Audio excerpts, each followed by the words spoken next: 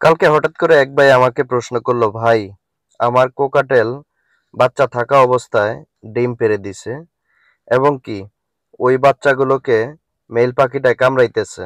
এখন আমার করণীয় কি? আজকে এই ভিডিওটাতে ছোট করে আলোচনা করব যে আপনি যখন বাচ্চা থাকা অবস্থায় ডিম পেড়ে দেয় তখন কি করবেন। আসুন আমরা সম্পূর্ণ ভিডিওটা শুরু করি, ভিডিওটার ভিতরে আলোচনা করি, দেখি ৩-৪টি স্টেপে আলোচনাটা থাকবে। তো সম্পূর্ণ ভিডিওটা সাথে থাকবেন, আশা করি সম্পূর্ণ ভিডিওটা দেখবেন। প্রথমে আমরা যেটা নিয়ে আলোচনা করব সেটা হলো, আপনি আপনার পাখি থেকে যদি একের পর এক ডিম নিয়ে যান বা রেস্টের যদি কোনো জায়গা না রাখেন, সেক্ষেত্রে কিন্তু পাখিগুলা এরকম শরীরের ক্যালসিয়াম ভিটামিন ঘাটতির কারণে উড়তো মেজাজ হয়ে যায়। উড়তো মেজাজের কারণেও এই পাখিগুলো এইরকম ব্যবহার করতে পারে। এইসব পাখিগুলো থেকে আপনি যদি ভালো কিছু আশা করেন, সেক্ষেত্রে আপনি আপনার পাখিকে ভালো পরিমাণে রেস্ট দেওয়ার ব্যবস্থা রাখবেন। তাহলে মেল পাখিটা বাচ্চাটাকে কামড়ায় কেন? এখন তো আপনারা এই প্রশ্নটাই করবেন। এখন আসেন একটা কথা বলি। আপনি যখন মেল ফিমেল একসাথে রাখবেন, মেল ফিমেল একসাথে রাখবেন, আমি আপনাকে দোনোটার কথাই বলছি। যদি সাথে বাচ্চাও থাকে, হ্যাঁ, সেক্ষেত্রে কোনো সমস্যা নাই। সমস্যা হইলে একটাই, মেল পাখিটা এই বাচ্চাগুলো ফিমেল পাখিটা এই বাচ্চাগুলো বড় করতে মোটামুটি ১.৫ মাস ২ মাসের মতো সময় লেগে যায়। আর মেল পাখিটা কিন্তু ওই ফিমেলের লগে থাকতে থাকতে মেল পাখিটা কিন্তু মোডে আইসা পড়ে। ঝামেলাটা কিন্তু মোট এই জায়গায়। তো আপনারা কি করবেন, যখন এই বাচ্চা থাকা অবস্থায় মেল পাখিটায় যদি শান্ত থাকে তাহলে তো থাকলে, আর যদি শান্ত না থাকে তাকে আলাদা করে দেওয়ার চেষ্টা রাখবেন। আর যদি সে বাচ্চাকে খাওয়াইতে তো খাওয়াইলে একসাথে রাখবেন। আর তার পরিস্থিতি বুঝে তাকে আপনি মেল ফিমেল একসাথে রাখতে পারবেন। যদি দেখেন যে না, তার পরিস্থিতি ভালো না, সে বাচ্চাকে কামড়ায় বা বড়টাকেও কামড়ায়, তাহলে সেক্ষেত্রে আপনি আলাদা করে রাখতে হবে। দুইটা দুই জায়গায় আলাদা করে রাখবেন।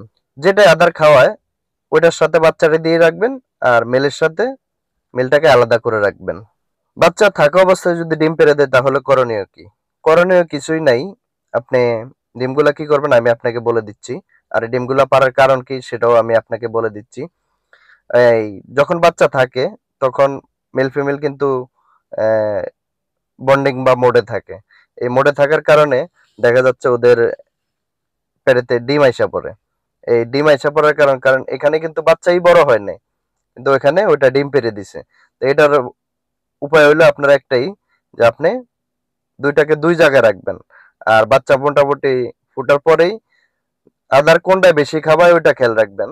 যদি আপনার মেলে খাওয়ায় তাহলে মেলের সাথে বাচ্চাগুলো দিয়ে ফিমেলটাকে আলাদা করে ফেলবেন। যদি ফিমেলে খাওয়ায় তাহলে মেলটাকে আলাদা করে ফেলবেন বাচ্চা দিয়ে। দুইটা দুই জায়গায় রাখবেন, তাহলে এই অবস্থায় আর ডিম পারবে না। কিন্তু ডিম পাড়ার কারণে যে একসাথে থাকে, একসাথে থাকার কারণে তারা মোডে চইলা আসে। মোডে চইলা আসলে ডিম পেড়ে দেয়। আর যখন ফিমেল পাখির ডিম পেড়ে দেয় তখন মেল পাখির উঠতে উগ্র মেজাজ হয়ে যায়। উগ্র মেজাজ হয়ে গেলে অনেক সময় দেখা যায় ডিম ভেঙে ফেলে, বা যদি বাচ্চা থাকে এই বাচ্চারে কামড়ায়।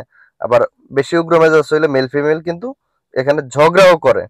তো এতটুকু আপনারা মাথায় রাখবেন, যখন আপনারা এই বাচ্চা থাকা অবস্থায় পাখিকে ডিম পেড়ে দেয়, মানে রেস্টের ব্যাপারটা ঠিক মতো মাথায় রাখবেন। আর একটা জিনিস কি, আমরা যখন পাখি কিনে নিয়ে আসি একের পর এক আমরা ডিম শুধু নিয়ে যাওয়ার চিন্তা ভাবনা করি, কয়টা বাচ্চা ফুটলো কয়টা ডিম পারলো, কিন্তু এটার যে ভিটামিনের কিছু ঘাটতি থাকে এগুলা কিন্তু আমাদের মাথায় থাকে না। অভিজ্ঞ বিডার ছাড়া এগুলা কোনো বিডারে মাথায় রাখে না। কারণ অভিজ্ঞ বিডাররা চিন্তা করে এর একটা ক্যালসিয়ামের দরকার আছে, একটা ভিটামিনের দরকার আছে, এটা ওদের মাথায় থাকে। তো আজকে এই পর্যন্তই, ভালো থাকবেন, আল্লাহ হাফেজ।